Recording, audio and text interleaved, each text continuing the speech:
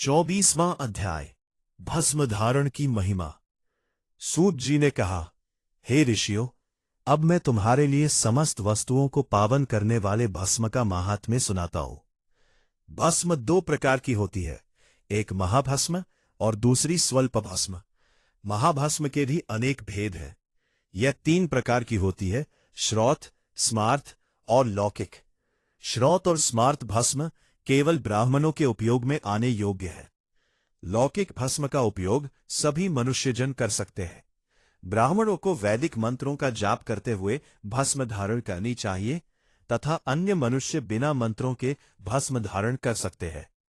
उससे सिद्धि की हुई भस्म आग्नेय भस्म कहलाती है।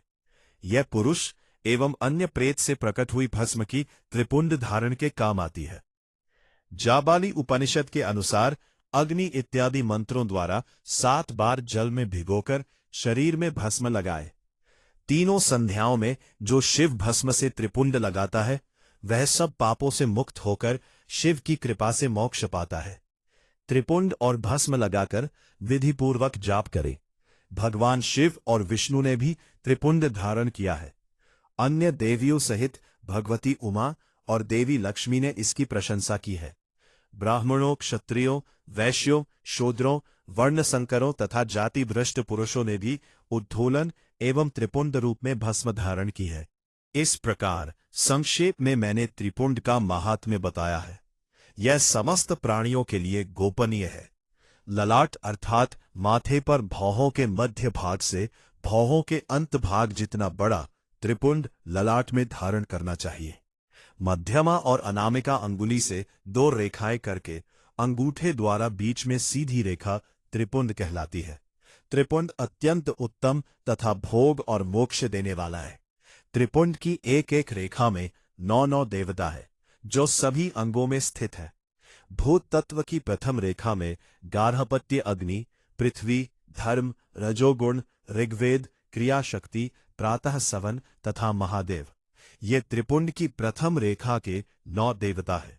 प्राणव का दूसरा अक्षर उकार, दक्षिणाग्नि, आकाश, सतगुण, यजुर्वेद, मध्यंदिन सवन, इच्छा शक्ति, अंतरात्मा तथा महेश्वर, ये दूसरी रेखा के 9 देवता है। प्राणव का तीसरा अक्षर मकार, आहवनीय अग्नि, परमात्मा, तमोगुण, धूलोक, ज्ञान शक्ति, सामवेद, तृतीय सवन तथा शिव, ये तीसरी रेखा के 9 देवता है। प्रतिदिन स्नान से शुद्ध होकर भक्ति भाव से त्रिपुंड में स्थित देवताओं को नमस्कार कर त्रिपुंड धारण करें तो भोग और मोक्ष दोनों की प्राप्ति होती है। भस्म को 32, 16, 8 अथवा 5 स्थानों में धारण करें।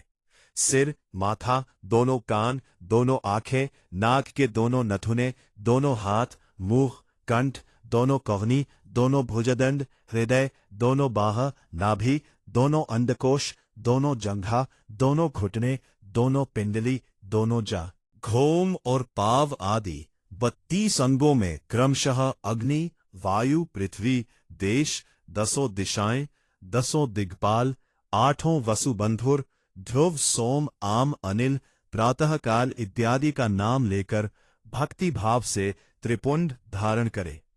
अथवा एकाग्र चित्त हो 16 स्थानों में ही त्रिपुंड धारण करे। सिर, माथा, कंठ, दोनों कंधों, दोनों हाथ, दोनों कोहनियों तथा दोनों कलाइयां, हृदय, नाभि, दोनों पसड़ियां एवं पीठ में त्रिपुंड लगाए। उसी तरह 8 अंगों में धारण करे।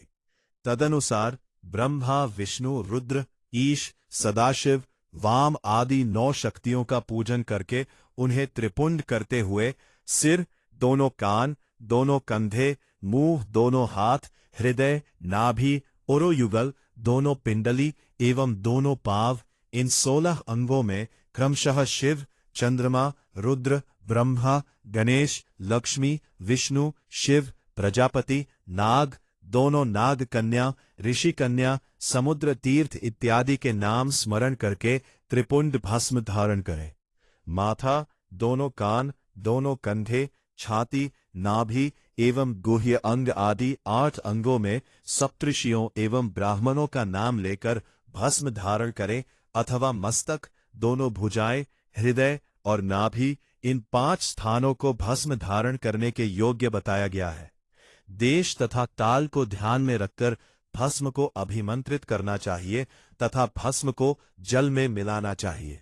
त्रिनेत्रधारी, सभी गुणों के आधार तथा सभी देवताओं के जनक और ब्रह्मा एवं रुद्र की उत्पन्न तिक्ति करने वाले परमेश्वर परमात्मा शिव का ध्यान करते हुए स्ट्रॉन्ग ओम नमः शिवाय मंत्र को बोलते हुए माथे एवं अंगों पर त्रिपुंड धारण करे।